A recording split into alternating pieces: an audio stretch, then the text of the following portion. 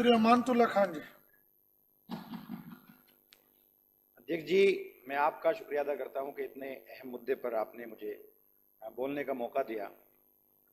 आज पूरे मुल्क के अंदर गौरक्षा के नाम पर, मजहब के नाम पर जिस तरह से कत्लेआम किया जा रहा है, ये बड़ा अफसोसनाक है। 63 केसेस अभी तक भीड़ के जरिए 63 केसेस हुए, जिसमें से 62 केसेस तब से हुए तब से नरेंद्र मोदी जी की सरकार आई है। 28 लोगों का इसके अंदर कत्ल किया गया, जिसमें से 24 मुसलमान हैं और बाकी दलित हैं। और ये बड़े अफसोस का मुकाम है कि आज सिर्फ इतना सा कह देना कि गौरक्षा के नाम पर किसी की हत्या बर्दाश्त नहीं की जाएगी, या आज जिस तरह से प्रधानमंत्री जी ने बयान दिया, ये काफी नहीं है। अभी 22 जून को जुनैद का जिस तरह से ट्रेन के अंदर हत्या हुई, मैं 2 दिन पहले उसके घर गया था। जुनैद हाफिज था, उसने 21 तारीख को अपना कुरान शरीफ तरावी पूरा की। उसके बाद उसका एक भाई हाशिम और जुनैद दोनों दिल्ली आए, उनके 2 दोस्त उनके साथ थे। दोनों ने पहले जामा मस्जिद गए, वहां से कुछ शॉपिंग की। उसके बाद सदर बाजार गए, वहां से शॉपिंग की। फिर वहां से EMU ट्रेन के अंदर वो वापस अपने घर की तरफ जा रहे थे।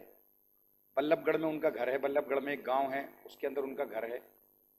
वहां जैसे ट्रेन में थे, ट्रेन में बैठे हुए थे, तो ओखला सब्जी मंडी स्टेशन के पास 25 से 30 लोग उसके अंदर बैठे। बैठने के बाद वो उनके पास गए, बदतमीजी करने लगे, कहने लगे भाई सीट छोड़ो, कटवो सीट छोड़ो, मुसलमानों सीट छोड़ो। तो वो खड़ा हुआ, उसने कहा कि भाई अगर आपको सीट ही लेनी है तो आप सीट ले लो, और उसने एक आदमी को सीट दे दी। उसके बाद दूसरे ने उसकी टोपी को उठा करके ट्रेन के बाहर फेंक दिया। उसके बाद कहा कि तुम तो कटवे हो, तुमको पाकिस्तान जाना चाहिए, तुम पाकिस्तानी हो। इस तरह की बातें उन्होंने की और वहीं से उसकी मारपीट करना शुरू की। उनको मारते रहे, बल्लभगढ़ तक उनको मारते रहे। बल्लभगढ़ में जाने के बाद उसने अपने भाई जो शाकिर है, जो गंभीर रूप से इंजर्ड हुआ, आज अपोलो के अंदर, मैंने उसको एडमिट कराया 2 दिन पहले जाकर के, वो अपोलो में एडमिट है। वो वहां से अपने भाई का सामान लेने के लिए आया। जब उसे पता लगा ट्रेन नहीं रुकी तो वो ट्रेन में चढ़ गया। तो इन दोनों भाइयों ने जो ट्रेन के अंदर थे, जुनैद और उसका भाई हाशिम, इन दोनों ने ट्रेन से बाहर उतरना चाहा, लेकिन पूरी भीड़ ने, ट्रेन के सारे लोगों ने उनको बाहर नहीं उतरने दिया। किसी न तरह से वो शाकिर जो बाहर था, जो गांव में ही था, वो ट्रेन के अंदर चढ़ गया। चढ़ने के बाद जैसे ही उसने, छोटे वाले भाई ने, जुनैद जिसकी डेथ हुई है, जिसका मर्डर हुआ है, उसने कहा कि भाई ये मुझे मार रहे हैं। जैसे वो उनकी तरफ चला तो एक आदमी ने उसके चाकू मारा, फिर दूसरा चाकू मारा, तीसरा चाकू मारा। इस तरह से उसको 7 जगह चाकू लगे। शाकिर को गंभीर रूप से वो इंजर्ड हुआ। 3 चाकू जुनैद को मारे गए और उसको ऐसी जगह चोट मारी गई जिसके बाद वो वहीं पर उसी वक्त उसने दम तोड़ दिया। अफसोस की बात यह है कि पूरी ट्रेन में बड़े सारे लोग थे, उस बोगी में बहुत सारे लोग थे, किसी एक आदमी ने उनको बचाने की कोशिश नहीं की। सुरेश प्रभु जी ट्विटर के जरिए दूध भेज रहे हैं। ट्रेन में अगर किसी को दूध की जरूरत है, किसी बच्ची को दूध की जरूरत है, तो ट्विटर के जरिए वो दूध तो भेज रहे हैं, लेकिन 1 से 1.5 घंटा, 2 घंटा 4 बच्चों को ट्रेन के अंदर मारा गया। उसने चेन भी खींची, कोई एक आदमी उनको बचाने के लिए नहीं आया। क्यों? क्या वो मुसलमान थे सिर्फ इसलिए? आज पूरे मुल्क का मुसलमान ये कहने पर मजबूर है, क्या 1947 में जब मुल्क का बंटवारा हुआ था, हम नहीं गए? क्या हमने गलती की? क्या ये मुल्क हमारा नहीं है? क्या इस मुल्क की आजादी में हमारा हिस्सा नहीं है? आज ये हर मुसलमान आज ये कहने पर मजबूर है, क्या मुसलमान होना गुनाह है? आज मुसलमान होने की वजह से जगह जगह भीड़ इकट्ठा करके RSS और BJP के लोग जो है कत्लेआम मचा रहे हैं, ये तो गलत है, ये तो सरासर गलत है। 1857 का गदर याद किए, जब वहां पर 85 लोगों को पहली मर्तबा, जब मेरठ के अंदर 85 लोगों को फांसी दी गई थी, उसमें 49 मुसलमान थे। एक भी RSS, बजरंग दल, विश्व हिंदू परिषद का आदमी नहीं था।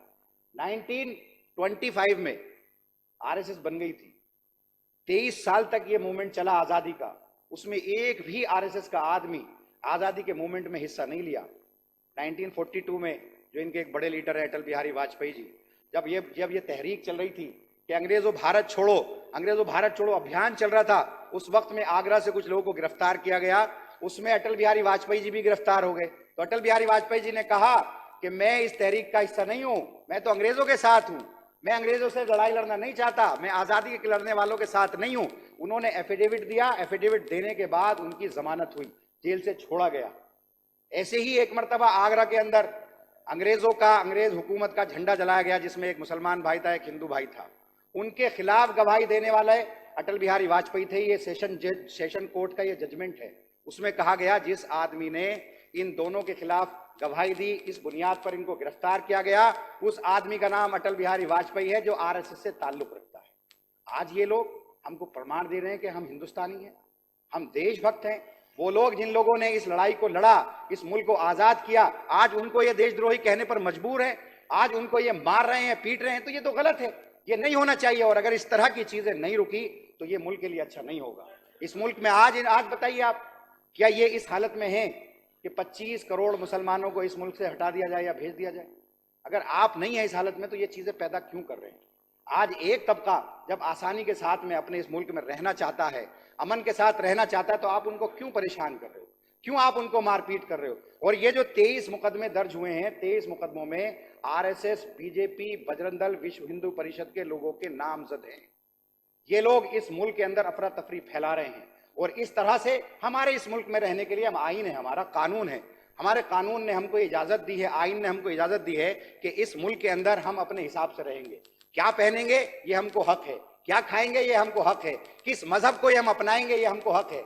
ये मुल्क हिंदुस्तान जो है तमाम मजहबों से मिलकर के ये एक मुल्क बना है, और इसमें हर एक इंसान को यहाँ के आईन ने यह हक दिया है कि वो आजादी के साथ अपने मुल्क में रहे, और जो खाना है वो उसको खाए, जो पहनना वो उसको पहने। किसी की जागीर नहीं है, आरएसएस या बीजेपी के लोगों का ये मुल्क नहीं है, उनके बाप की जागीर नहीं है। ये मुल्क सबका है, ये मुल्क हमारा भी है, ये मुल्क उनका भी है, ये मुल्क सिख का भी है, ये ईसाई का भी है, ये मुस्लिम का भी है, ये दलित का भी है, ये हिंदू का भी है, और सभी की मेहनत के साथ ये मुल्क आजाद हुआ है। आज ये ठेकेदार बने कौन होते हैं? नरेंद्र मोदी जी के अंदर अगर हिम्मत है तो बताएं, वो आरएसएस का कौन सा आदमी है, वो विश्व हिंदू परिषद का कौन सा आदमी है जिसने इस मुल्क की आजादी के लिए लड़ाई लड़ी, इस मुल्क की आजादी के लिए जिन लोगों ने कुर्बानी दी? आज आप उनको देशद्रोही का सब बता रहे हो, आज आप उनको पाकिस्तानी बताते हो, आज आप उनको सिर्फ इसलिए मारते हो कि वो आज इस्लाम के पाबंदी से, आज इस्लाम की पाबंदी अमल करते हैं। आप गाय अगर कोई खाता है तो आप उसको कत्ल कर दोगे?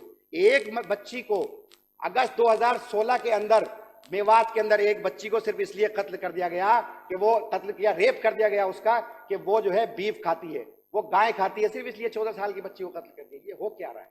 नरेंद्र मोदी जी आज सिर्फ ये स्टेटमेंट देना, रक्षा के नाम पर हत्या नहीं की जाएगी, बर्दाश्त नहीं की जाएगी, इससे कुछ नहीं होता। इन्हीं के लोग तो हत्या कर रहे हैं, इन्हीं के लोग तो मार रहे हैं, इन्हीं के लोग तो भीड़ में जमा होकर के कत्लेआम मचा रहे हैं। इस मुल्क का आज इन्होंने इतनी नफरत पैदा कर दी, इस मुल्क के अंदर वोट के नाते इस मुल्क के अंदर इतनी नफरत पैदा कर दी कि आज वो इनसे संभल नहीं रही है, आज वो आदमी इनसे कंट्रोल में नहीं आ रहे।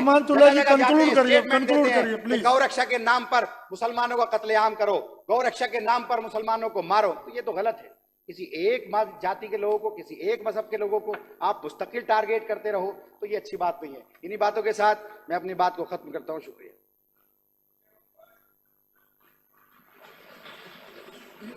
ये दोनों में से एक को लूंगा। जगदीश प्रधान जी।